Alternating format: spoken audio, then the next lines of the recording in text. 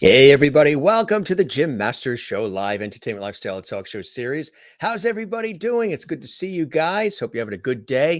Of course, you guys know if you're not having a good day, this is the place to come to enjoy our light, love, levity, and our famous levity, which, of course, we started about a year and 4 months ago when I was saying the show has a lot of light, love, and levity. And I said it a little too fast, and out came the word levity. And you guys call yourselves the Levity Squad. I'm Mr. Levity. This is Levity Hall, and we love it. Thanks for being with us. And also, thanks for all of the support of our series. You guys have been doing yeoman's work, spreading the word, sharing the links, posting on Facebook and Twitter and Instagram, and of course, on our YouTube channel, Jim Masters TV as well. We really appreciate that. We've done some 440 episodes live 7 days a week, which is really cool, very extraordinary. And guests, as you guys know, coming in from Broadway, Hollywood, television, film, music, sports, comedy, child actors, inspirational people. It's been amazing. Even episodes just talking about food and life in general with our pop-up shows that we do. In addition to these fantastic episodes that we do, we also do pop-up shows where sometimes I just pop right up as a surprise and we do a host viewer chat back and forth, which is really cool. Tonight, we've got a special guest live and direct from Atlanta, Georgia. We have award-winning actor Brian Kerlander. Now, you've seen him in a lot of incredible productions, House of Cards and Star and Hot Summer Nights and so many others. Cobra Kai. Of course, remember we had Sean Kanan on our show as well. Twice Sean Kanan was on the show. And of course, you know, he's involved in that fantastic production. Also, Brian is working on a project in Mississippi with the one and only Morgan Freeman and several others. And he's actually headed back to Mississippi to get back on set with everybody, with Morgan and with all the rest. And that's going to be absolutely amazing. So he's got a lot going on. Good to have you with us, everybody. As we always say, welcome to the Jim Masters Show Live. This is our entertainment lifestyle talk show series that we started 440 episodes again to bring in some light, love, levity, and levity as we call it, and connect with all of you watching literally all around the world. And if you're watching live, thank you. If you're watching this later on, a lot of people like to binge watch all of our episodes we have stored up for you on our YouTube channel. That's terrific as well. Thanks for joining us. A lot of people like to comment live too. Feel free to do that. And you can also comment. We would love it if you comment afterwards on our YouTube channel and give this a thumbs up if you enjoy this episode. Where, you know, what we're really doing is, as we say, bringing back the lost art of conversation.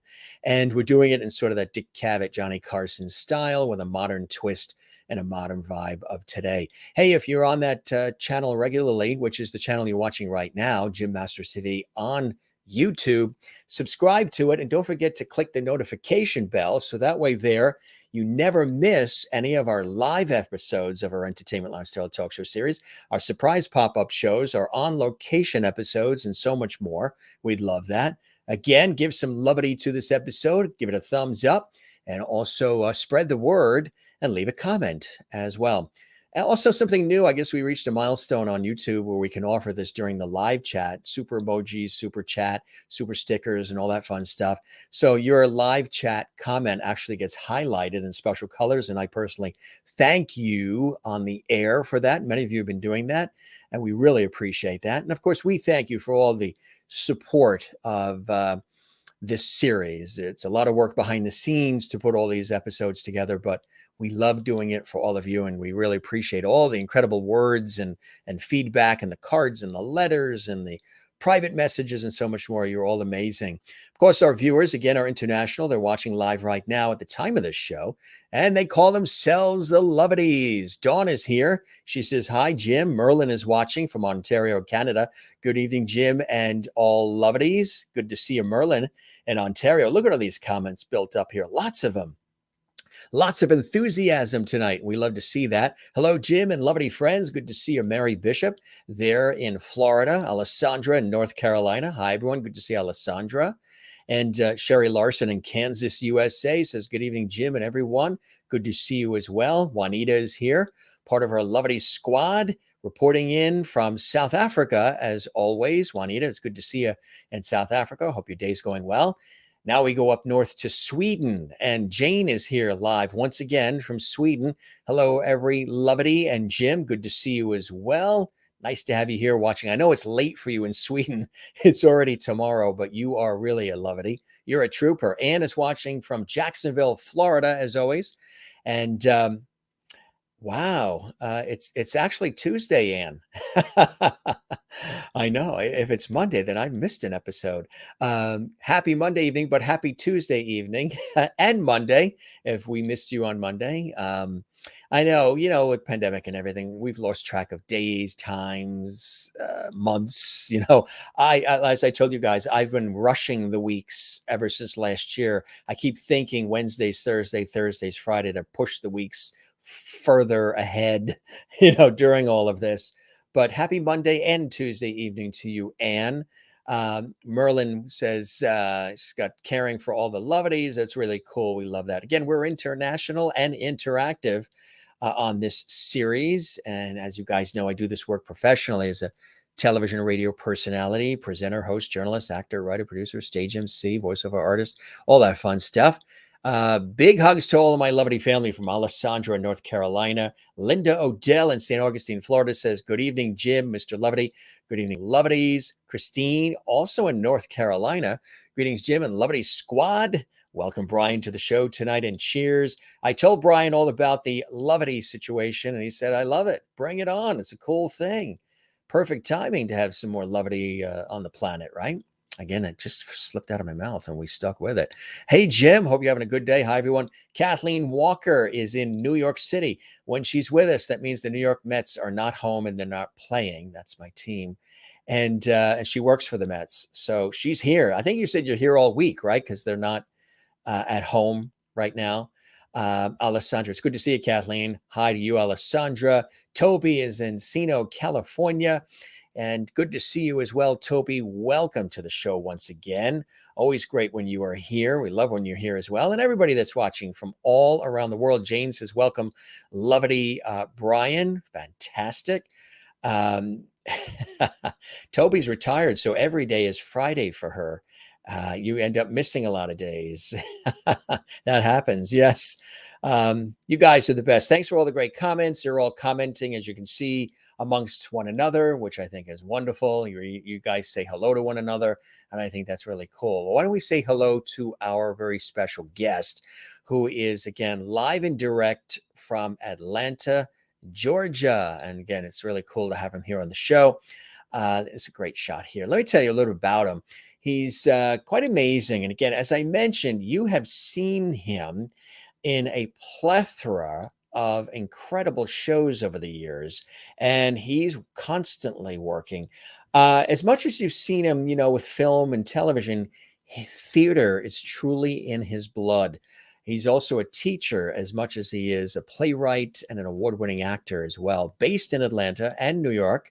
And he's always in LA as well. For nearly 30 years, Brian has worked in regional theaters throughout the United States and in Georgia's rapidly growing film and television industry.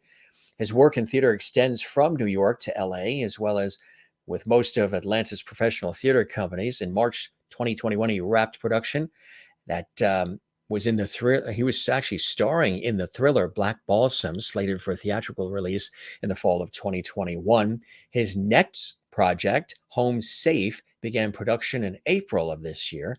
And he'd also be seen in the upcoming miniseries Dope Sick. Brian also appeared in The Good Lie with Academy Award-winning Reese Witherspoon, Hot Summer Nights, of course, with Academy Award nominee Timothée Chalamet, and played Tupac Shakur's high school teacher in the biopic All Eyes Me, as well as so many others. He has guest starred on hit shows like House of Cards, Cobra Kai on Netflix, Star on the Fox Network, Queen Sugar on OWN, The Inspectors on CBS, on several Tyler Perry shows. He co-authored the play Moxie, which was the recipient of the Susie Bass, Jean Gabriel Moore Award, as well as in Broadway World Atlanta Award for Best Play.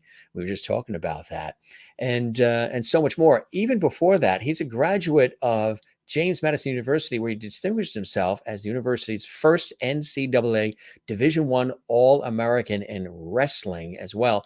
And during that time, he also competed for Team USA in the Aspire Greco-Roman World Championships too. That is just the short list, folks, just the short list of what our guest has accomplished. And again, it's my honor and pleasure to welcome him live and direct from Atlanta, Georgia tonight. Good to have you with us, Brian. Welcome to the show. Thanks for having me, and thanks for the warm welcome from all the lovities around the world. I tell you, it's kind of cool, isn't it? You're seeing all of this here, and they're all like Merlin in Canada is saying, "Hi, Brian. Guess what? You're now a lovity." I'm feeling all the levity. Thank you. I was going to Keep say doing it. all these accolades, all these awards, and you can get Oscars and Emmys and Tellys and Peabodys and Tonys and Grammys. But when you get a lovity on the Jim Masters Show live, your feet tingling about now? My whole body is The whole vibrating with levity. That's Alessandra says she has shared this episode on her Facebook and Twitter. Thanks, Alessandra. And she says, welcome to Lovity Hall, Brian. So you're getting some personal live welcomes from our Lovity squad. This is cool. Linda Odell, who's in St. Augustine, Florida, she says, watching House of Cards kept me glued to my Netflix. I couldn't wait for the next episode. So enjoyed it. That is cool. And Anne in Jacksonville says, hello and welcome, Brian, from Jacksonville, Florida, a city with lots of hot summer nights. Yes, I have some friends in Jacksonville. So yeah, I've spent some time there. Fun city, great beaches. Toby's in Encino, California. Congrats, Brian. You have a great list of credits to your name. And it's I think that's cool. I think that's great. You know, that everybody's commenting. Toby even says, handsome lad he is. Well, thank you. That's right. Hello, Brian. Welcome from Mary Bishop in Florida. Jane in Sweden, great guy, good looking too. Wow, they cut right to the chase, this lovely squad. I got to get to Sweden. I was going to say, we got to print these out. Sometimes when they say nice things, they say, how do I print these out and put them on highway billboards? Hello, Brian. Nice to meet you. From Toby in California. Juanita in South Africa says, welcome to the show, Brian, as well. Wow. And Kathleen in New York City. Hi, Brian, and welcome. And a couple more coming in here. Tova says, hey, Jim and Brian as well, and Toby. Tova, welcome to the show. It's nice to have you here. Alessandra says, I love House of Cards. And Christine in North Carolina says, Brian, welcome to Lovity Hall. You are now a Lovity, so glad you can join us this evening. Just some of the welcomes coming in here tonight on the show. And Alessandra says, another one of my favorite actors. And Alessandra's in North Carolina. Thanks for sharing that, Alessandra. Appreciate that. So how have you been? I mentioned just a little teaser there that you're in the midst of working right now in Mississippi with the renowned Morgan Freeman, which I know is definitely a pinch me moment. Before we talk about that, how have you been overall with this pandemic? You know, things have been closed and we've all had to pivot and come up with creative ways to do the things that we love to do and in the arts and expressing ourselves. How have you been through it all? It's been very, very difficult. I mean, we're still dealing with it here. We've actually lost several people in this last week.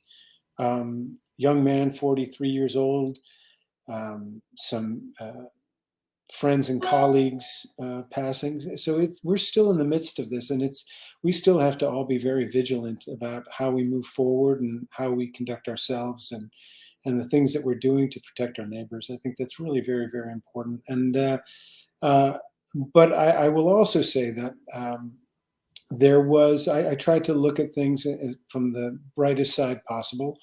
And so during COVID, my daughter was she was graduating high school at the time. My son was already in college. So having them home was kind of a special treat. My wife and I were on the verge of being empty nesters, which we are now. And so having our children around and then my wife working from home, it really was wonderful to be together.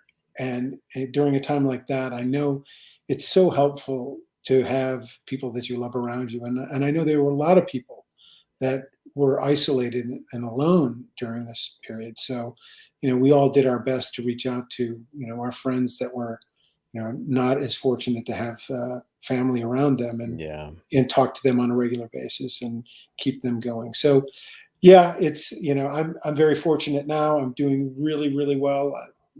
Life is good and I have no complaints. Um, but at the same time, it's tempered with the understanding of where we are right now and where everybody else is. And I try Right. to keep that in mind as I move forward with everything we do. We have actually a couple mutual colleagues and friends, which is amazing. Of course, the incomparable and our wonderful Ali England Mhm. is one. She's amazing, and we really love her. And also somebody I've worked with and still work with, and I've worked with for years, who many of you watching may recognize as host of the People's Court TV series for years, Doug Llewellyn. I do radio shows. We co-host with him and television work with him in New York, and we've done it together for a long time. Where we've been colleagues working together in television and radio for years, Doug and I. And you guys know both Ali and Doug. One It's, degree or 2 degrees of separation I here. think we're mishpucha, as they say in my side of the block. Is that how they said it in Rochester, New York, too? They say, well, my people are from Brooklyn and Rochester. Yeah, So I know.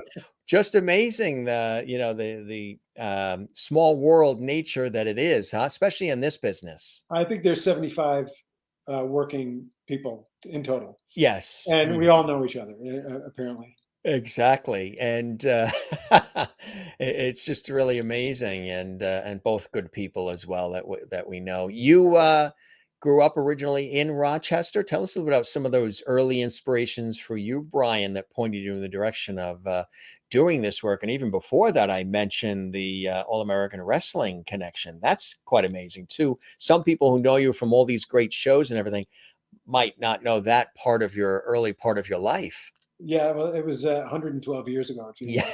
like.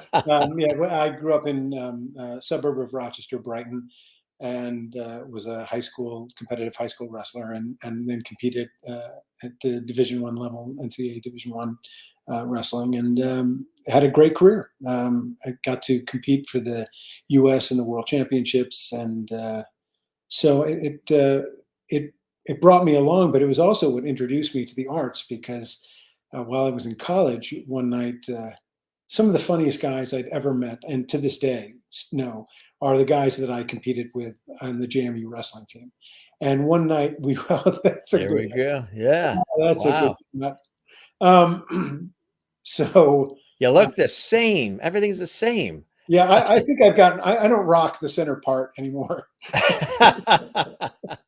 But yeah, so one night, one of the guys in the wrestling room said, "Hey, there's this improv group auditioning, and we should go and have some fun." And so we all did, and I ended up getting cast in this inaugural improv group that I think is still going to this day at James Madison University. So we kind of kicked this thing off, and that got me started. And I think somebody saw me performing at an event and asked me to do a play, and this was right towards the end of my eligibility as an athlete, and I had a little extended time to complete my course of studies. So I just devoted myself completely to learning the craft of acting, and that was it. I was on my way. So were there other people in the family too that were in this world and in the arts and all, or were you the breakout? Well, my folks were great patrons of the arts. My father loves opera, so we listened to a lot of opera growing up. And my mother grew up going to Broadway plays. She was a poor girl living in Brooklyn at the time, and somebody would help her, and they would allow her to go to see Broadway shows every week. And so she saw everything as a young girl growing up. And she brought that appreciation to my family, to my sisters and I, and that was it. But no performance. My father was a politician, so I think that's the closest that we get to performing. Right, right. There is a level of performance in politics, absolutely. So, when you were in Rochester, When was the moment for you to move on from that area and pursue your dreams and pursue the education and the things that you wanted to do, Brian? It was when I was in college. We had moved from Rochester to Albany. My father at the time was in working for the state of New York, and my mother was a teacher, and I was going to school in Virginia. And it was at James Madison that I kind of fell in love with the arts and theater, and I really took a shine to Shakespeare. It terrified me, and I think that's what drew me to it. I kind of like to go towards things that frighten me, and doing Shakespeare did at the time. And I ended up later on getting a master's degree in classical theater and doing Shakespeare at a number of Shakespeare festivals around the country, and where I met my wife, as a matter of fact, at the Alabama Shakespeare Festival. Wow, that's amazing. Aren't you glad that you were a part of that? Oh yeah, no kidding. My kids are glad. Yeah. When they were studying AP English and they had to come up and they had to read Romeo and Juliet, I said, "You better get an A on this because you're here because of that play." Yeah. It was a box office smash. It was critical acclaim, at least. So, you're working on a project. You can't say too much, but it is very exciting. Just to jumping ahead to some topical things with Morgan Freeman right now, right in Mississippi, and you're going to be getting up early and heading back to Mississippi in the morning for the That's right. Yeah, project. yeah. I got to spend the day with Morgan this past weekend, and we had a great day working together. And he just what a national treasure he is, and just to sit back and watch him, how he dissects the script, how he just the ease at which he embodies his characterizations on camera.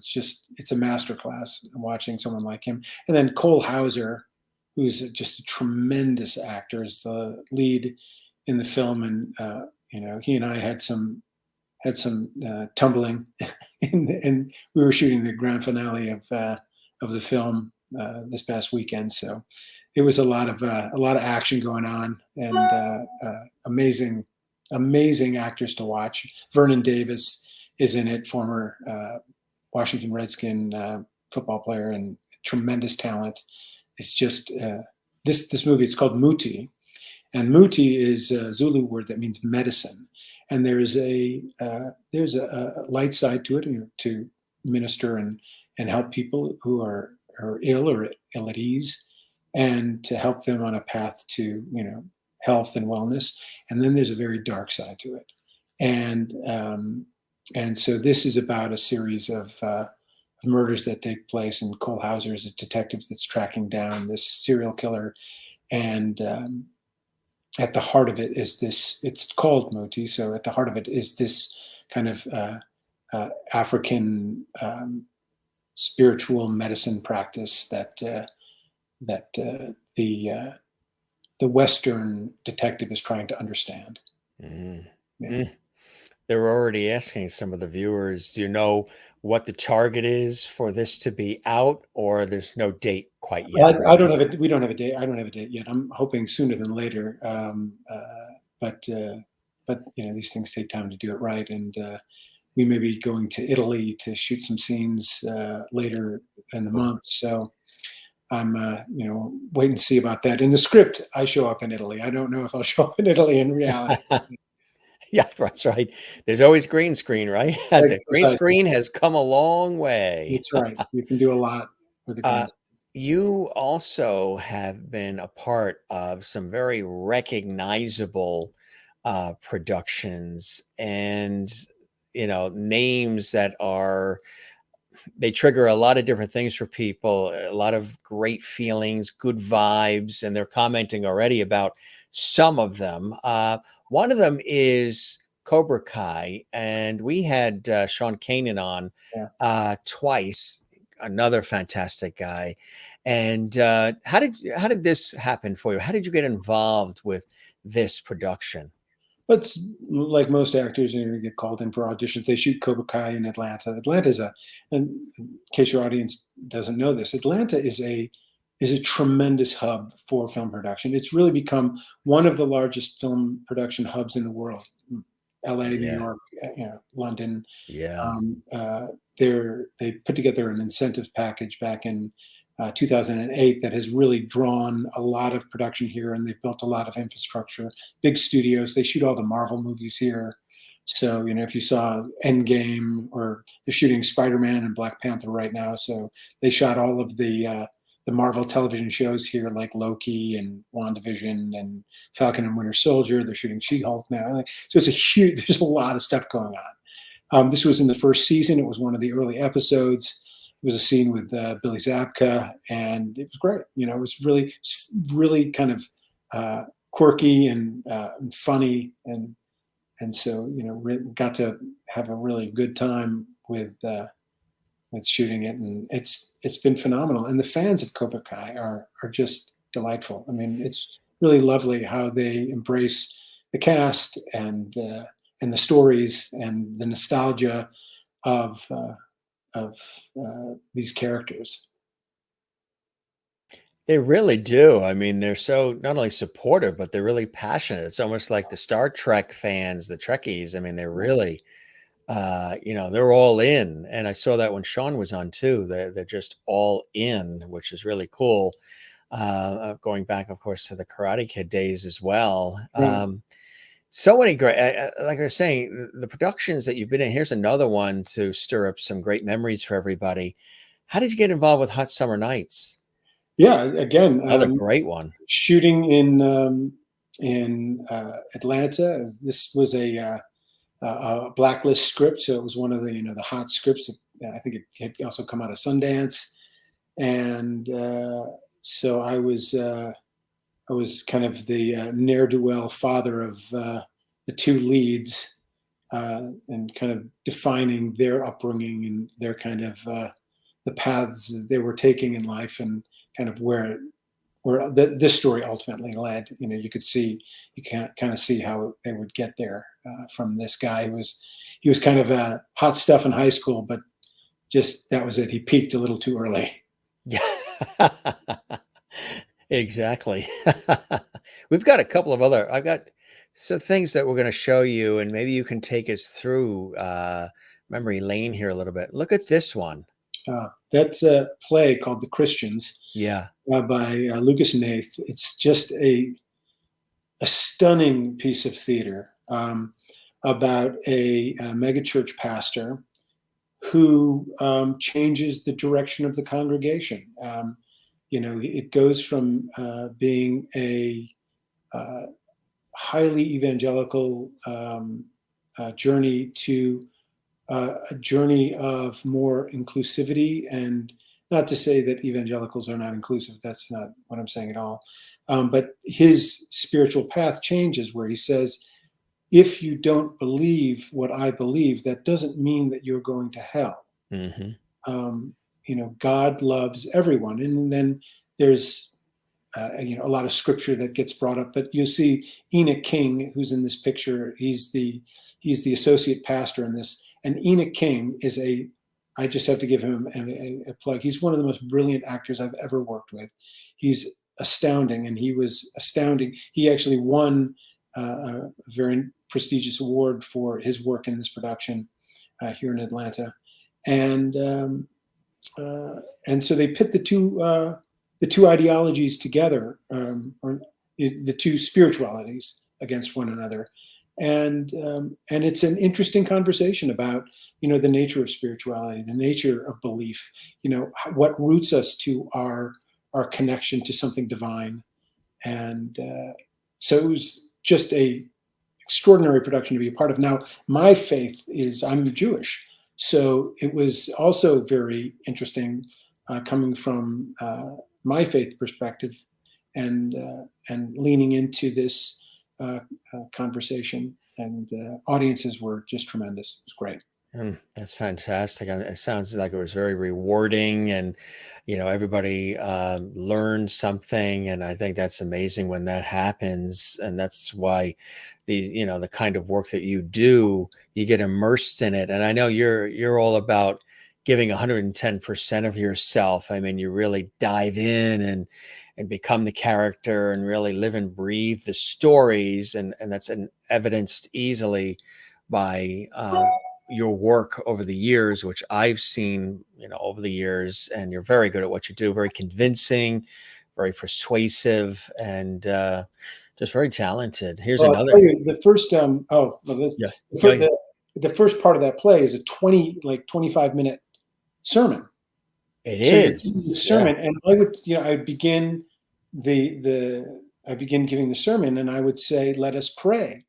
And I would look out into the audience, which was my congregation, and I would see a heads bow. And the moment I saw heads bow, I knew that we were going to have a really important conversation with the audience that night, and it was just magical. But the next one is how to use a knife. Yes, I saw that one, and I said we got to include that into the mix because that might bring a few memories back. Tell us about this one. How to use a knife is about a former Michelin star chef who falls on hard times. He's alcohol and drug addiction. It's a comedy of sorts, but it takes place. He is on the comeback trail, and he's working in a financial district burger joint, basically. And he's working with this crew of guys behind the line, and there is someone in the kitchen is a war criminal, and there are people looking for him, and so it's the kind of the balance between the kind of heated rhetoric behind the line in a kitchen and the heated rhetoric behind the line in war, and Mm. kind of has a pretty extraordinary climax at the end of the play where the chef kind of has to come to terms with some of the tragedies that have occurred in his own life. That sounds really riveting. I've got another cool one here to share. Oh, Yeah, yeah, yeah. Well, this is with Reese Witherspoon movie that I did, and yeah, it was basically looking at these young boys who escaped kind of Sudan, and they're trying to make their way in the United States. They spend years, from children to adults, in these refugee camps, and then they finally are given passage to the United States, and we're trying to acclimate and assimilate. And the actor here is Emmanuel Jal, who is an African musician and activist and just extraordinary human being. If you follow him on yeah. Twitter, you'll see the things that he's doing in Africa, and it's just just to have an opportunity to work with him was pretty incredible. But sitting at the table also with Reese Witherspoon reading the screenplay was also pretty cool. Is that The Good Lie? That was The Good Lie. That Yeah, was The that's Good Lie. right. Yeah. Here's another one. This is called Pittman Painters. And you may recognize this woman, Tess Malice Kincaid, as the FBI director on Ozark. Oh yeah. Yeah, and this is a true story about these coal miners in England, in outside of Newcastle. They're called Geordies. There's a very unique, distinctive dialect that the Geordies kind of articulate. And they had this opportunity to do all sorts of courses of study because it was a nationally run coal mining system. So they would afford the coal miners these educational opportunities when they would come up from the coal mines. And so these guys learned to paint. They wanted to take an art appreciation class because, like, we don't understand. We look at this picture. We don't know what's so great about it. Teach us what's great about it. And their instructor said, well, the only way you're going to learn to appreciate art is if you make it. So they Yeah. started painting, and a true story, these coal miners became these celebrated artists in England. And they traveled all over and they sold their artwork. and Tess here is playing one of their patrons. And the character I'm playing, Oliver, was a very, very well-known of the group, one of the most prolific of the artists. I think I've got in the back here. I've got one of the paintings that one of our. I think if I moved out of the way, maybe this piece in the back corner there is a piece that he did that I kept from the production. What is the one on the other side too? The guys, the one that's to the left of you behind you? That's a cool one too. No, the guys is Ann Nelson play that I did. I think a year or so after 9/11, and it's a play that's about. She wrote it with a fire chief who lost a number of his men in the towers on 9/11, and this production that you see behind me is one we did in Atlanta several years ago, but it's very important to me. My father was instrumental in putting together the forensics teams that went into the towers to, recover, whatever they could of the people who were lost there.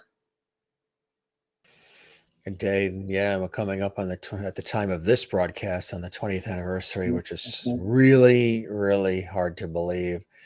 So that is that something that people can still see somewhere, that production? Yeah, as a matter of fact, I think Ann Nelson has a Facebook page. You can probably go on that and find out where productions are being done. But there are a number of productions being done right now because of the 20th anniversary. Because of the 20th I anniversary. think we did it. I forget. It was maybe even the 11th anniversary of 9/11 when we did it, and I did it with the incredible Jasmine Guy. Oh yeah, sure. She was it's called a two-hander, a two-person play. Mm-hmm. So Jasmine and I performed this play together. This is Another two-hander. Yeah, well, yeah, right. This is a Noel Coward play that I did at the Alabama Shakespeare Festival in my younger days. And I can't even think of the name of the play off the top of my head, but it's about a movie star that ends up at this British estate, and the starlet is about to marry this lord, and her star ex-boyfriend shows up trying to win her back. Typical Noel Coward. Wow, that's a cool memory there. This Pittman Painters again. Yeah, that's a great shot. Yeah. That's a really good one. What's happening in that particular scene? In this scene, they're looking at a piece of art at Tess's house, and they're describing it, and they're really coming into their own as art aficionados. Yeah. And Oliver is really expanding his horizons and his self-expression through art interpretation. That's a great scene. Comedy of Tenors. Yeah. By Ken Ludwig. What's great is it's really showing, and this is just a tiny swipe at some of your incredible career, Brian, but just showing people your range and variety and scope. I mean, you can take on so many different roles and scenarios, which I think shows the versatility. Well, in this play, I have to play two different roles. I play Tito Morelli, who's this famous opera singer. And then I also had to play his kind of doppelganger, the bellhop, Beppo, who's this little Italian bellhop. And Tito says he's not going to perform. And Beppo, the Italian bellhop, comes in and says, well, I can sing opera. And so, yeah, that was a lot of fun. Or another great one. Yeah, again, just shows the versatility. Here's another. Again, Pittman Painters. Yeah, that's a good one. With the teacher, as it's just a promo shot. This wasn't actually from the play, but trying to get more out of Oliver. Here's one, of course, recent that people will, relatively that people will remember. Yeah. How'd you get involved with this one? That's what a cast. Queen Again, traveling. Latifah, and it's a great cast too. Oh, it was a great show. It was Lee Daniel Mhm. was the writer producer, and starred Queen Latifah, and I was Ryan Destiny, who's in that bottom left hand corner. Um, is a wonderful talent and triple threat. And I played their family lawyer. It was Lenny Kravitz played her father, so I was basically Lenny's lawyer. And when Ryan's character Star would get, or not Star, Alex would get into trouble, I would show up and have to bail her out. Here's another cool one. This was a short-lived Wayans Brothers show where I was the producer of a TV series. You have that This was look early too. on, and this is very, very early on. This has got to be 10 years ago. Is it really? Yeah, I think I was just as gray back then, but I wasn't letting it show. You heard it here first, exclusively on the Jim Oh Master man, Show Live. I'm gonna break a lot of hearts by saying most of the guys you're watching on TV Are not exactly. Yeah, they got that they're salt and pepper. yeah. Yeah, but that looks great. You look fantastic with Well, that. this is my Actually, COVID color. this So. is the COVID color, right? So you went lighter and I went longer. That's See, right. we I all. like it. It looks good. Yeah, it's usually a lot shorter. Here's another. Okay, It's we something showed like that. Yeah, Hot Summer Nights, which again, that really was a terrific hit. And Timothée Chalamet really broke out. He's an amazing actor too, huh? right after that, Yeah, man, Star just went through the roof. Yeah. yeah. Merlin is asking, do you do musicals too? I was just cast in, the musical Heathers. So we're doing that where the former Georgia Shakespeare used to perform at the Conant Theater. It's a beautiful 500-seat theater here in Atlanta. And so, yeah, I've done a few. Yeah. I wouldn't say that I'm Broadway bound anytime soon, but if I have a big enough bucket, I can carry a tune in it. Yeah. It's a good way to put it. House of Cards. Yeah, I It's got to work with Robin Wright on that, and that was she was just what a pro. I mean, she is just dialed in. It was their first day back for their last season, so there was just so much there's so much going on, obviously at the time of all this. Yeah. And yeah, she just was incredible. You know, she's another kind of national treasure. What was it like just being a part of that series and having the opportunity to work with everybody and obviously this, another beloved series? Yeah, well, it was intense. It was really intense. Yeah, yeah, I mean, some sets kind of carry the weight of the story. yeah, And it's just, you kind of walk into that environment and you kind of pick up on the energy and you kind of do what you do to play off of that dynamic. yeah, yeah, absolutely. Here's another.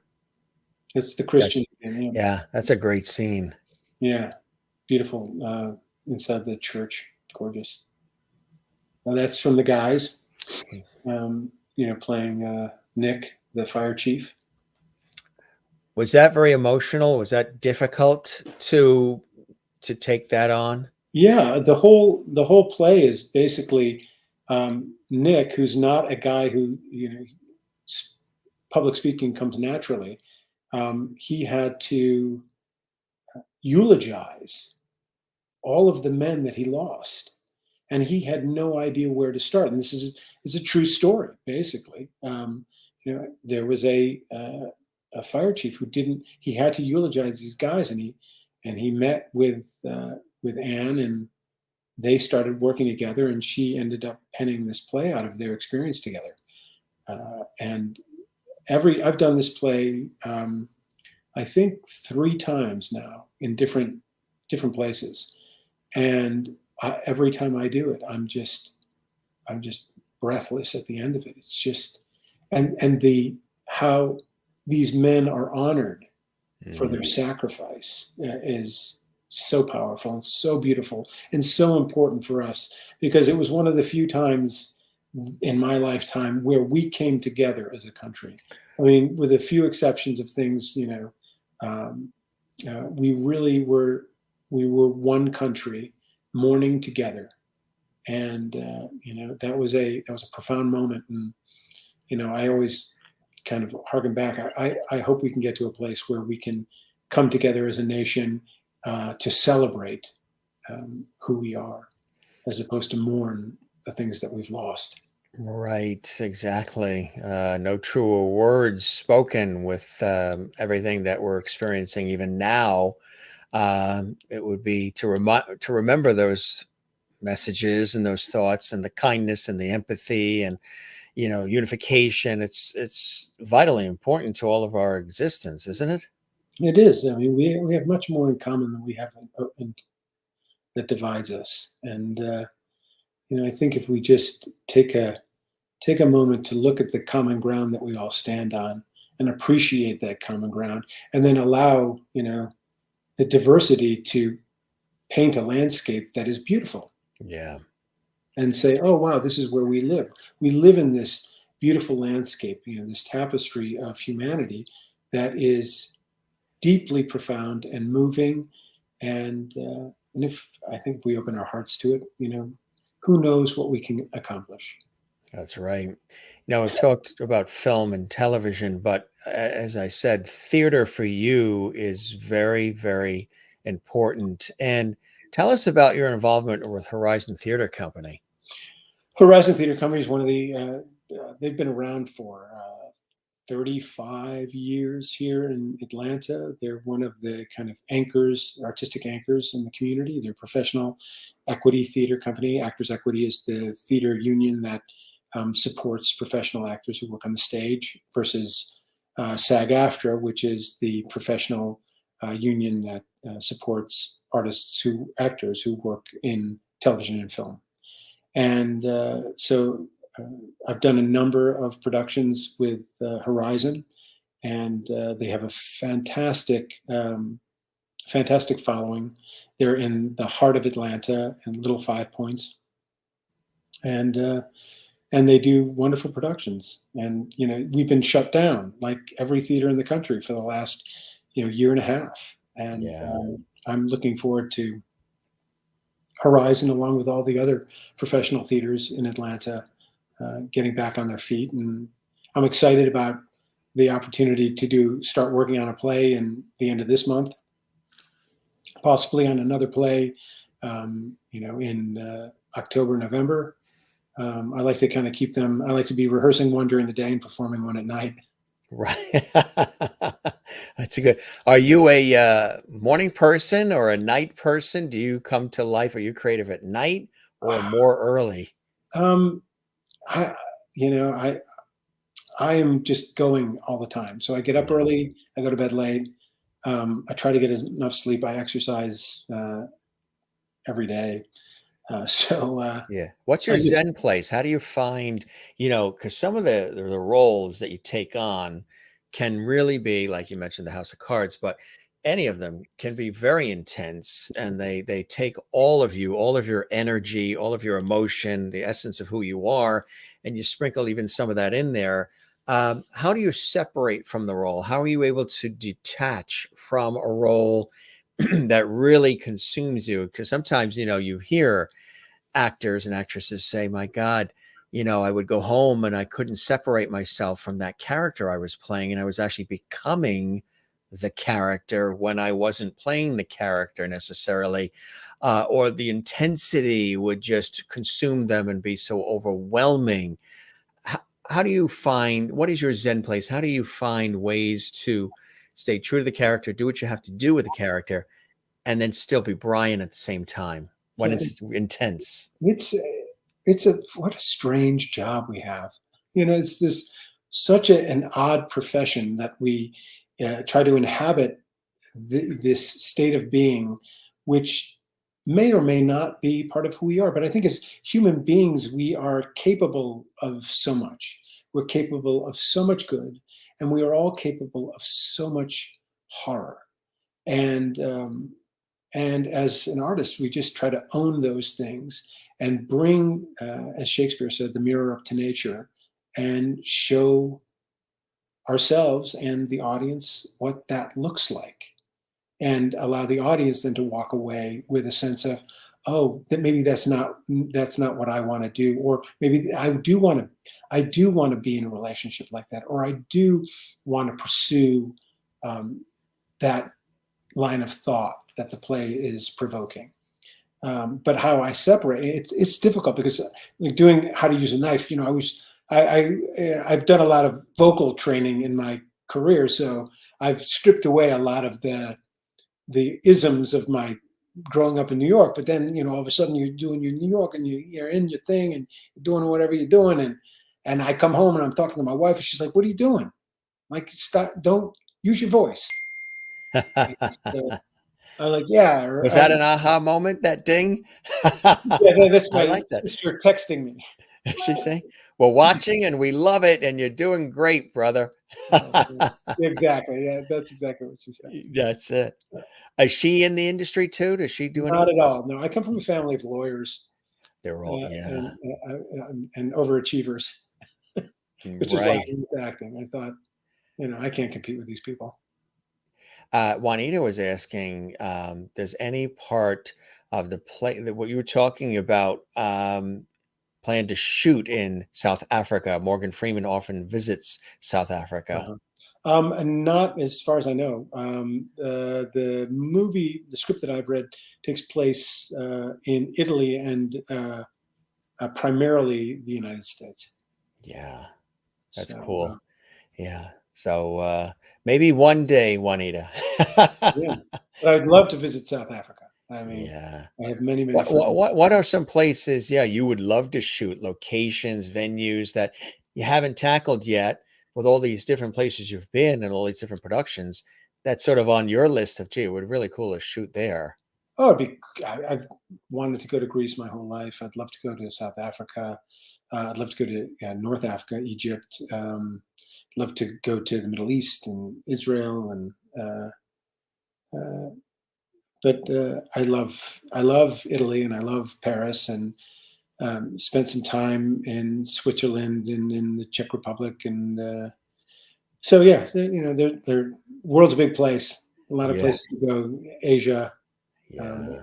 India. I've been to India, and that's a pretty extraordinary place to be.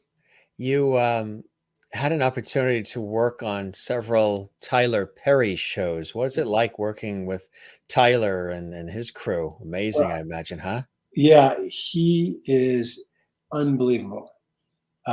It's You really have to have either a theater background or an improv background, and because he moves at the speed of light, you come on set and you're prepared. You Yeah. are more than prepared.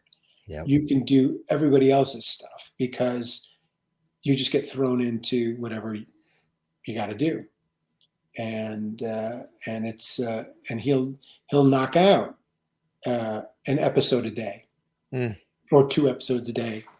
And normally an episode might take a week for anybody else to shoot, but he'll shoot two in a day. yeah. So that's why uh, he's got it down, and he sits there. He's the one shooting. He's the one writing. Like he is. I don't know when that man sleeps. He is really just an extraordinary talent, and what he has done for the city of Atlanta and the kind of job creation that he has created with, the studio complex that he has built, South Atlanta, is just blows your mind. And Mm. it's really beautiful. Thumbs up from Sis again. Yeah, right. I wish I was technically savvy enough to know how to turn that off without turning the volume off on you. No, it shows that you're busy and you're in high demand, my friend. Very often. Uh, as much as we've been focusing on your extraordinary career as Brian the performer, from way back, Rochester all the way forward, you're also a big believer in inspiring and empowering, mentoring others, a teacher, Tell us about that's a whole other side of your story that people might not be as privy to, but is just as valuable and important because you're paying it forward. You could have easily just stayed, just in the limelight and doing what you do so well in your craft, but wanting to share it with others and wanting to, prepare others for some of the rigors, the challenges, the incredibleness of this industry. Tell us about the teaching side of what you do, Brian, which I know is near and dear to your heart. Well, I received my master's degree from the University of Delaware. It's something called the Professional Theater Training Program, and part of the mantra of that was to try and um, perpetuate a generation of artists that would elevate the American theater. Um, and so I've always had that uh, kind of driving me forward. So I've always coached, and the theater more recently started in the last decade or so coaching film and television. And I teach at Oglethorpe University here in Atlanta um, as an adjunct professor. And and so it's a great opportunity to work with young artists who don't know anything about the industry. And I try to teach the course that I would want to take, or that I wanted to take as a young actor. What's it like when you step onto a set? What do they Mm, expect of you? How do I get an agent? Tell me about headshots and resumes, and how do I put a reel together? And what are all of the steps that I need to take? What are the things that I don't know that I need to know that are going to help me be better at what I do and to move, at least in our community, the industry forward. And generally, a few students from my class every year they move on to professional careers in film and television, which is pretty extraordinary when you think about it, because it's a difficult job, yeah. and I don't sugarcoat it with my students, and I bring in. Uh, Producers, directors, writers, actors who are going to tell them the truth about what the industry demands. And it demands that you become an entrepreneur, that you Yes. do a lot of things. If I just wanted to be an actor, that's great, but you're going to have to get used to a lot of lonely nights, because Mm, just acting is a very narrow thing to focus on. There's a right. much bigger, I tell my students, it's a bigger creative pie that you can focus on. You can Hmm. focus on writing, you can focus on coaching and mentoring, you can focus on creating your own content, you can focus on so many other parts of, you can be a filmmaker and be shooting stuff. You really need to learn all aspects of the industry and come at it from every angle, because that's what's demanded of us now as actors and artists. We every day we have to be our own directors, lighting Hmm. designers, sound engineers, Self-taping and yeah. yeah, all that stuff. So you have to know what equipment that you can afford that's going to create the highest quality image for you. You have to learn about voiceover and what all the opportunities that exist in being a VO talent. Are you finding some people struggling with all that? They just want to focus on the performance and the technical aspects and being the producer and all of that they have to do now isn't something they want to do, like to do, or just it's hard to wrap their heads around because they're not used to doing it? Or are people realizing this is the new way of doing things? Well, I think that you and I come from a generation where that was a difficult thing to comprehend, You had a because crew of all these people that all that did. you had a Yeah. crew of people that did this stuff for you. It wasn't required of us. Back in the day, you would go into your agent's office and you would shoot an audition in your agent's office. When you got an audition, your agent would shoot you. And then Atlanta has been a big self-tape market for the last decade. So COVID was a eye-opening thing for a lot of people in other markets in LA and New York. I know friends of mine in New York who've done some self-taping, but not a lot. And I've been doing a lot of self-taping for the last 10 years. So over COVID, the Atlanta market had a little step up on the other markets, just because of we've been doing it for a long time. And so having, we've taught ourselves that. And so Yeah. these younger artists that are coming up, they're coming up with YouTube and TikTok and all of the other social media platforms where they're doing that already. So I think there's this generation of actor, artist, entrepreneur has a more affinity for doing all these things already. And it's easier because I can just, I can pick up my phone, I can put it on a stand, and then I can create a high quality video. Whereas, when you and I were doing this way back 100 years ago, There you're were like home breaking the, operators and helicopters yeah, and right, craft services. yeah, right. I have a little M&M bowl of M&Ms that I put out. Right. Now you just go across to the hallway and the kitchen is right there and you have your bowl of Cheerios and then you That's get right. back to work. Yeah, that's it. It's incredible. When you look at this, what are some things that really stand out for you in terms of some of your favorite moments? And again, we've just really scratched the surface of a really productive career. You've really, I mean, it's obvious. Anybody watching can tell you're passionate, you're enthusiastic, you love this industry, you love figuring out the nuances too. I was always trained in my work in television and radio and broadcast and all to know a little of everything, specialize in what you're specializing in, but make sure that you appreciate, you learn at least something about what everybody else is doing, whether it's the sales department, the programming people, promotion, what the lighting person's doing, the makeup artist is doing, the grip is doing, everybody. And respect and appreciate all levels from top down. Try to work with everybody, be respectful and pleasant with everybody, and know little bits of what they're doing, because you may have a moment where you're thrown out there because that person didn't show up or they're ill or there was a change. And they're like, hey, do you at least know how to plug the thing in? Yeah, actually, I did watch when he was doing that and how to do it. You're doing that today. So to not only respect and appreciate what everybody else is doing, it takes a village, but know a little bit about on camera, behind the scenes, producing, directing, the whole kit and caboodle, Makeup, right? hair, Makeup, lighting, yeah, lighting, uh, yeah, this didn't happen by yeah, accident. set design. I mean, Exactly.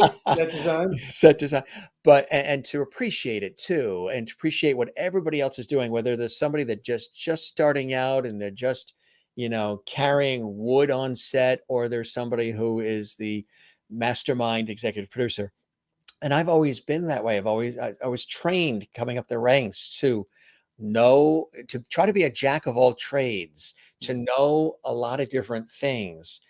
Makes a good conversation, but there's been times where I've been called upon to do things that weren't necessarily my niche, but because I was the one in the room who knew something about it, they called upon me to help get us through whatever that scenario was. I'm sure you've had those moments too, huh? Well, yeah. I mean, and very recently, what's so extraordinary about the time that we're in now, and I hope your viewers can appreciate this and can take, if you are inclined to create your own content, take this to heart, that you can create something that looks like it cost multiple millions of dollars if you have the right people around you. A good DP or cinematographer, a decent director, a good script, some good actors, and if you have a really good but small crew, a good gaffer, a good sound person, a good someone who can pull camera focus, all of those things that are necessary. You don't need a crew of 150 people like the one I'm going to tomorrow. You could use a crew of 5 people, and you can write something that has kind of location specific dynamics and that has a story arc that's compelling and characters that people identify with, and you can do it and it'll get seen. Right now these online platforms like Hulu and Netflix, they're pumping Yeah. like $80 billion into content creation. So they need to feed this baby, and Yeah. baby eats Apple a lot. Plus and Paramount, all these different ones. Yeah. It's tremendous. Netflix. So to know all these different roles, to be able to just not just be an actor, but to help out where you need to help out to get the shot. Yeah. It's great because the opportunity to create something great content that doesn't cost, 20 million or $50 million to make, but looks like you spent something like that. Exactly. It's possible to do it, but you do have to know all these different aspects of it. You can't worry about oh, I don't have a hair and makeup person. You got to be able to do what you To need to do do. it. You know how to get yourself camera ready, and then you need to then be able to just do your job when your specific job is called for, and be ready to pick up the slack when slack needs picking up. That's kind of what I did with this, still working fully in television and radio and stage and film work, creating this show. It was really the pandemic that allowed a little extra breathing room that I never really had before. And now it's going back in the lack of breathing room direction, which is a good thing. But that little window of opportunity to put this entertainment lifestyle talk show series together, which people have told me to do for years, because I've hosted so many different things. And I said, you know what? Let's do it. Let's bring in the television lights. Let's build the home studio here, turn things on, and just go with it. And I look back 440 episodes later, because it's so tied in with work that I do professionally. It's sort of like an extension of it. I produce it that way. I treat it that way, honor it that way. And I'm glad I did it. I'm glad that I said, you know what, there's that window. You could just wait and wait for the next window. But then if you're always busy, you might not have that window. So go for it. If there's something that you're thinking about or whatever it is, take a shot, throw it up in the air and see where it lands, right? And look at this amazing community that you've helped to bring together, of people from all over the world. That's really something to be not only proud of, but it's extraordinary. And it's, I think what we need to be doing right now is bringing more people together, and to be able to share a conversation, and to kind of identify and allow people to be seen and known, because I think we're kind of missing that little beat now. And I think shows like this certainly help to create that. I appreciate that. Is there a dream role or production that you've always wanted to be a part of? Is there, Of course. is there a few that are like, gee, I would like to, and people that you would love to work with too, that I are on mean, your list? yeah, of course. I mean, I'm actually working with the cinematographer on Muti. Um, uh, is the cinematographer who shot Pulp Fiction and Reservoir Dog. I mean, he's amazing. Andre is just like off the charts. And George Gallo is a director that whose work I've admired for years, and to be able to work with him is kind of a pinch myself moment, as well as Morgan Freeman.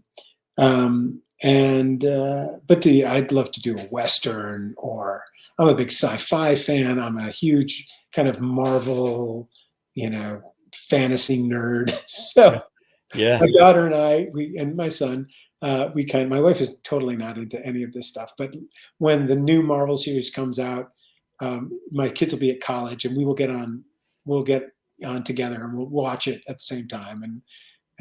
So that it bonds me and my children together. My daughter and I watched Suicide Squad when it came out just the other day. Like, we were in New York together, and so we were up late, and she's like, "Oh, it's so late." I was like, "No, we gotta watch it." And she was like, "Okay."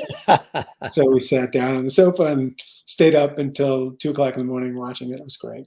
It's awesome. So those Are, kind do they have interest in pursuing these industries? no, they are. And do you say that with relief or?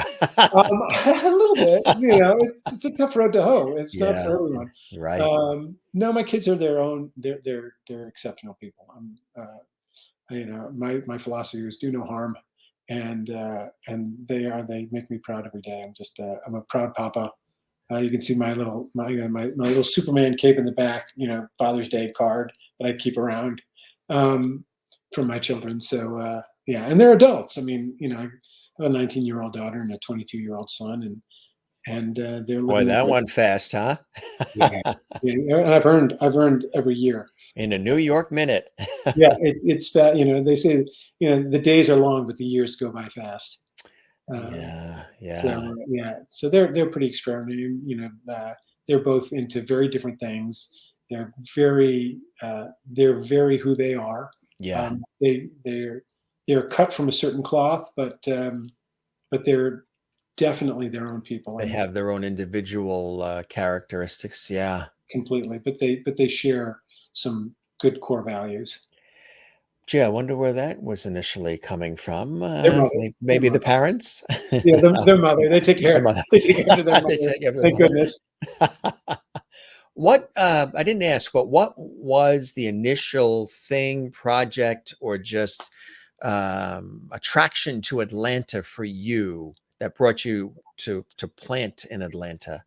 We were in. I started in Montgomery, Alabama, as an actor with the Alabama Shakespeare Festival. I met my wife, who was a news anchor at the time. She was supposed to interview me at the time. I was playing Romeo in Romeo and Juliet. It's a little hard to imagine right now, but you imagine me 25 years younger.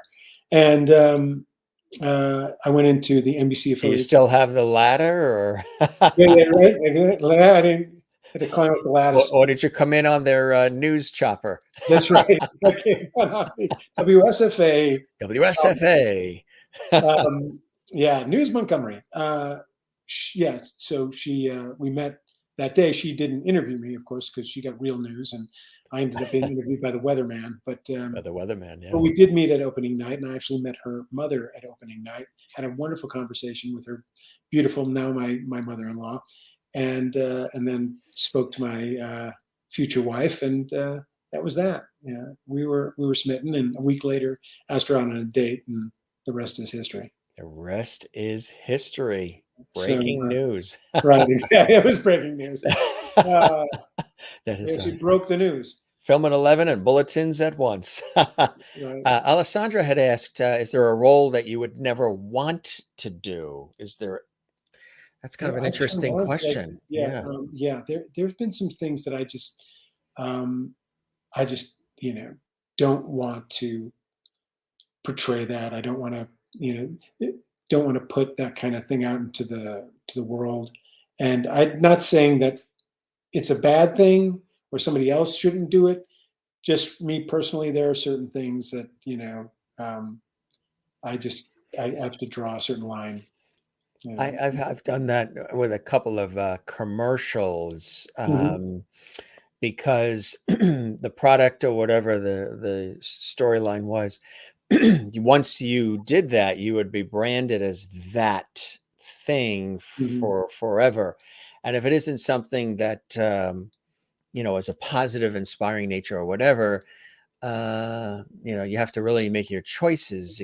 So there was maybe one or two that I said that's really not, in line with what my trajectory is with my career and my capabilities. I, appreciate it, but it's not something that, goes with what I'm thinking. For me, it's about, like, does it support the story, Yeah.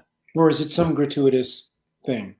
And if it's just gratuitous, that doesn't interest me as an artist. I want to tell a story that's going to move people, that's going to make them think about something. So it's not about necessarily I want to play the good guy all the time, because I'm certainly not Right. playing the good guy in movie. I am playing a bad man.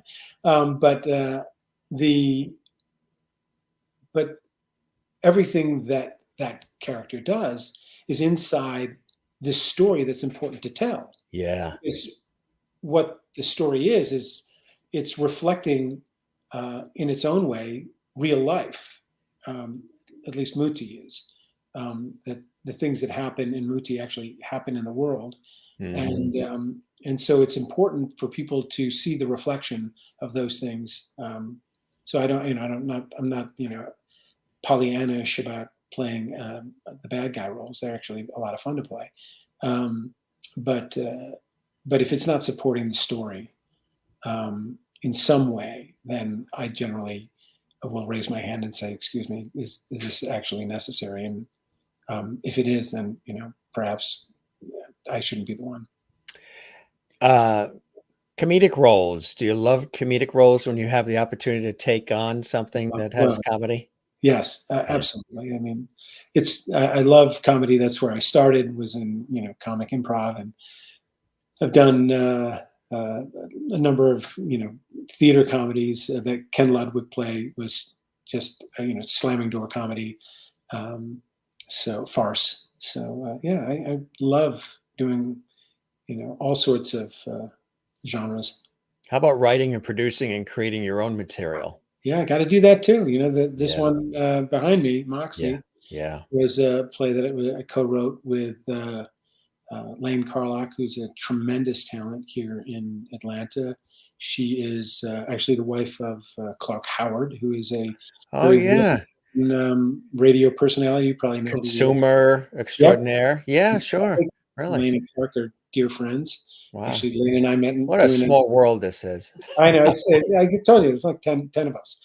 And so, yeah. So, again, we met doing a two-hander theater project, and we have kids roughly the same age. So, there we With go. with all these broadcasting people around you, now me included, Yeah. never, thought of dabbling in that area?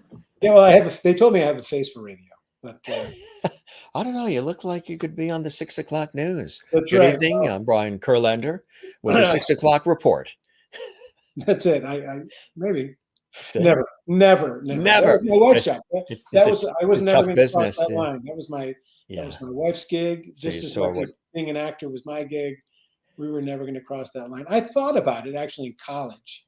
I yeah. think I may have even auditioned to be one of the news people on the campus station, and I think I overdid playing the role of news anchor.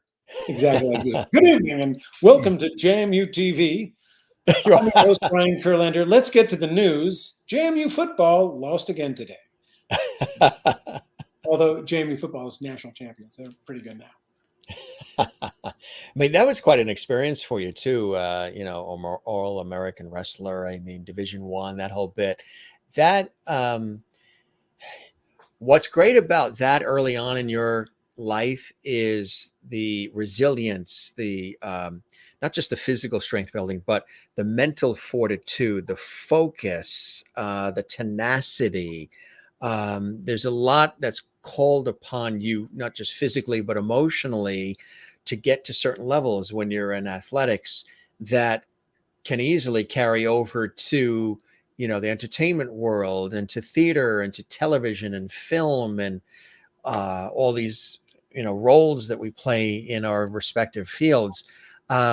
Did that experience early on in sports, can you call upon some of that focus and that resilience and that tenacity sometimes when you are taking on a role or you're performing or you're on night after night and on stage and you're working really hard and got to keep going, got to keep the show moving? Yeah, I think you laid it out perfectly. It really is that resilience. You get, wrestling is it's a one-on-one sport. You don't rely on anybody but yourself. And when you lose, you got to get up off the mat, and then you got to face the next opponent. It's very similar to being an actor. You don't win every role, and you got to get up and you got to focus then on that. You got to let go of that one that just went by, and you got to focus on the next one. So I think in a lot of ways that helps. And then just what it what acting requires of you physically and mentally is very similar. When I was in college, I was watching, I think, David Letterman, and Kirk Douglas was being interviewed. And I was surprised to find out that he was this national champion wrestler. And he said to Letterman that if you were a great wrestler, you could be a great actor. And I sat back and I went, oh, Mm-hmm. it was Yeah. something that I always wanted to do. And so hearing him say that gave me permission Yeah. to explore it. And he was right. I mean, I think you see a lot of, athletes that can make that leap. Vernon Davis, who's in Muti with me, he's a former NFL football player, and one of the fastest guys in the draft, when he got into the league, and out of the University of Maryland. And but he's tremendous. Like he brings all of that He really embodies that. So he acts with his body, um, and which is what you need to do, because if you're going to be a character, it's got to live in every part of your body. Although on camera you're a little more still, Yeah. opposed to theater where you need to project your deaf and blind grandmother sitting in the back row. You don't need to necessarily do that, but guys like that and people who come from sports backgrounds have the potential for that. People who are musicians or dancers, or Hmm. they also have that similar discipline as well. It's just whatever it is that anchors you and has taught you resilience, is a good tool to have in your toolbox. Absolutely. Merlin in Canada asks, do you do most of your own stunts if there is something involved where you have to do something I did. physical? I did this past week, You did. and yeah, and Cole Hauser will attest to. I think he's got a couple black blue marks on him from us, having to do some stuff uh, Yeah. without giving away too much. Yeah. Uh, but yeah, within reason. I'm a man of a certain age, but I do yoga and I work out, and Yeah. I try to keep myself strong and flexible. But there comes a time where you've got to be able to say, that's a younger Let person's me pass that thing. particular, jumping through the flames and all that. Well, Yeah, if I need to get punched, I can do that, and if I need to pick somebody up, I can do that, and if I need to fall down from a relative, you know, short distance, above the ground, I could probably do that. I can roll, I can, but if you want me to fall off a building, yeah, I'm not going to be Tom Cruise, although he and I are probably similar in age. I'm not going to be jumping from building to building anytime yeah. soon. A couple of comments coming in. I'm enjoying this show tonight. Very interesting from Alessandra in North Carolina. Thank you, Alessandra. Ann in Florida. This conversation is very enlightening. Thank you. Jen says she's in Allentown, Pennsylvania. Thank you for spending time with us, Brian. Austin Field says another excellent show. Thank you, Austin. Kathleen in New York City. Enjoying this conversation, and thank you both. Jen Barry saying fun night tonight. Christine Clifton saying, this has been a wonderful conversation. Yes, the show has created a beautiful community of lovedies from around the world, all connected now, global lovedy.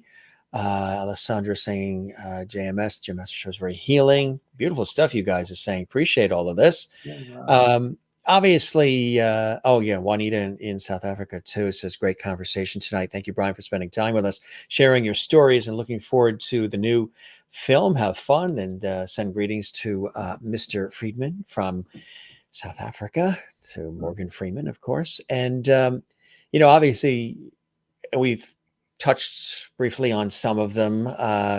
Your family, of course, most prominent. Some of those blessings and joys in your life, Brian, that continue to spur you on and inspire you to continue doing what you do for the good of entertaining and educating all of us. I appreciate that. Well, I feel very fortunate. I'm very blessed. There's a saying in Hebrew. It's called it's Dayenu. It basically means if this is it, this is enough. I'm grateful for what I have, and I'm grateful to be with all of you tonight. And thank you, Jim, for having me on the show and to have this conversation with you. My pleasure. Sherry Larson in Kansas. Very enjoyable evening. Thank you for sharing your career with us, Brian. Thanks. Good night from Sherry. Maureen in Arizona. Although I was late to the party, this show has been fantastic. Helped me decompress after a trying day in the trenches. She's a nurse in Arizona in a Wow. hospital. Well, thank you. So You do. yeah, she comes here and she's a lovety, and the show sort of takes her away from that. And Alessandra says, hey, Jim, you should try to get Morgan Freeman on the show. Of course, tomorrow when he drives to Jackson, Mississippi, he's going to mention, Yeah, of course. Morgan, last night I was on the Jim Master Show live. And when you have a free moment, a Freeman moment, Alessandra, we will put that order in, of course. This was really fantastic, my friend. And thank you so very much. Merlin's in Ontario, Canada. Cheers. Take care, Brian and Alessandra. Brian, we are grateful you are here with us, all the lovely viewers. I really hope you enjoyed the time and the show met whatever expectations that you had, and you found this as enjoyable this evening as I certainly have with you, my friend. Well, thank you very much for having me. Oh, it was my pleasure. Well, cheers. And we'll keep that porch light on for you, and you're welcome back anytime. And again, appreciate our wonderful friend Allie. And hopefully we'll be getting together to see her real soon too. Do you have any plans to see her? You working with her on anything? She was here. We were 2 ships passing in the night. She was here in Atlanta, and we missed each other by a minute. So. Yeah, that's it. Well, I'm sure we'll be together at some point. Hopefully we'll break bread too. I'd love. That'd be great, yeah. And tell Doug greetings from the Kurlanders. I will. Christine in North Carolina says, thanks for sharing your life and career with us, Brian. Enjoyable stories you shared tonight. Fantastic opportunities in your career. Love your outlook on many areas of life. Love it. And Dawn says, God bless you and your family. I'm glad to meet you. Again, really cool having you with us, Brian. I sincerely hope you enjoyed the time as much as I certainly have. Like I did. Thanks very much. You're very welcome. You keep doing what you're doing and take care. And as I say to all the guests, now go get that circulation going and go stretch those legs. Thank you. All right. Take care, Brian. You have a good night. Thanks for everything. Good night, okay? Bye-bye. Take care. Bye-bye now. Brian Kerlander live here on the Jim Masters Show Live. Hope you guys enjoyed yourselves tonight. And of course, he's available online. You can always see him in all these incredible productions. The production he's working on in Mississippi with Morgan Freeman, can't say too much. He just gave you a little sprinkling there. And if we hear more, of course, about when that'll be out and available for you guys to enjoy, we will definitely pass word. Again, an incredible career, an incredible guy, speaks from the heart, very experienced, and the variety of roles, again, incredible. If you came in late, we just really thumbed through a few of his incredible, notable works. But again, he loves the theater as much as he does film and television, and he's been doing this work for a good long time. And he has a real passion and a real thirst for it. And again, it's great too when you get a chance to chat with folks who really love their craft and they're open about sharing all the different nuances of it as well. Queen Sugar's another one too that you should really look for. That was on OWN, and another great one. And of course, going back to the wrestling days, you can see the sparkle in his eyes. He says, you're going to be hearing from me. Good stuff. And that was such a great show. Thank you, Alessandra. We appreciate that. You guys are truly the best. We really appreciate Brian joining us here on the show. And again, we have mutual friends. We were talking about it and comparing notes before we went live on the air. Again, we thank Brian for joining us. You know him from so many different, that's just a few. House of Cards, Hot Summer Night Star, just scratching the surface. Great guy. We hope to have him back. And tomorrow night, we have Dr. Annabelle Bugatti live from Los Angeles. This is cool. Relationship expert, licensed marriage and family therapist, and psychotherapist as well, joining us. And then we have the incredible team, best-selling novelist Rebecca Gagnere and her husband James, who is an award-winning writer, director, producer in Los Angeles. They have a new Christmas film, Emmy-nominated Christmas film that's coming out this holiday season called Rekindling Christmas. The husband and wife duo are going to be joining us here on Thursday night live on the Jim Masters Show Live. Samantha Taylor, pop and country music singer and musician, joining us on the Jim Masters Show Live Entertainment Lifestyle Talk Show series coming up on Friday. And again, that is just a few of the guests that are coming up this week here on the show. Now, as we always say, gang, we say don't forget to smile. Don't forget to share that levity that just happened to get created here on our show. Don't forget to find your Zen place. Mine is with, like with Brian, time with loving family and friends is the best. Then I'm a cyclist. I love tennis. baseball, gardening, food, writing, music, and the ocean. Growing up in the New York area on Long Island and also being here on the southern New England coast, the ocean is right here. So swimming, surfing, boogie boarding, sailing it, very big to me. Floating in it, you got to drag me out of the ocean. That shot, as I mentioned, is the Atlantic Ocean. That's the South Shore of Long Island, New York. That's actually Robert Moses State Beach and Park over on Long Island. My work in television, radio, stage, and film also, like with Brian, a Zen place for me as well. So find your Zen place and share it with the world. The world needs to see what you're all about as well, everybody. We always talk about that. Our YouTube channel is Jim Masters TV, a channel dedicated to entertaining, informing, educating, and inspiring. If you haven't subscribed to it, we would love that. And also click the notification bell so you don't miss out on any of our live episodes or our surprise pop-up shows. Kathleen says, looking forward to tomorrow's show and all the shows this week. Have a great night. Good night, all hugs. Kathleen in New York, you as well. We appreciate that. Mary Bishop in Florida says, good night, all. Good night to you as well. Good stuff. You guys are great. Very, very, you guys are very passionate tonight, and we love it. Linda in Florida in St. Augustine says, good night, Mr. Loverty. Good night, Loverties. You as well. And Kathleen says, great show. Thanks, Jim. Juanita says, great show and great guest. Thank you, Jim. Good night, everyone. Good night to you in South Africa. And Merlin, yes, what's great? You can watch us on television because if your cable provider, we have Xfinity Comcast, so we're able to watch YouTube where we house the series. You can watch it on television on your big TV screen. We had somebody said they watched the Jim Master Show live on a 63-inch TV in their, or is it a 75-inch TV in their living room? If your cable provider gets YouTube, you can watch this. But the number one place where people watch our show is on their mobile phone and cell phone. So as Merlin is going away, and enjoy yourself, Merlin, there in Canada, we'll try to pop on. You can check in on your cell phone as well. And then people also watch on their televisions, their game consoles, on their laptops, and their computers too. So I'm glad you enjoyed yourself, Jane, there in Sweden. That was it's always great when you're with us. And thanks for all the great comments. You guys are truly amazing. Alessandra says, good night, everyone. Good night to you as well in North Carolina. Jane in Sweden, good night, all Loveties. And Lovety King Jim, right back at you. You as well. And Jen Barry's got all the bases covered. Yup, I watch on TV and the phone, and I comment from my phone. Awesome. I love that. Jen in Allentown. Hope your mom is doing well, Jen. I hope everything's good there. I know she took a fall, and I hope things are better for your mother. And Maureen says, have a peaceful rest of your day and evening, Jim and lovely family. Tight hugs to all of you, wonderful friends. To you as well, Maureen.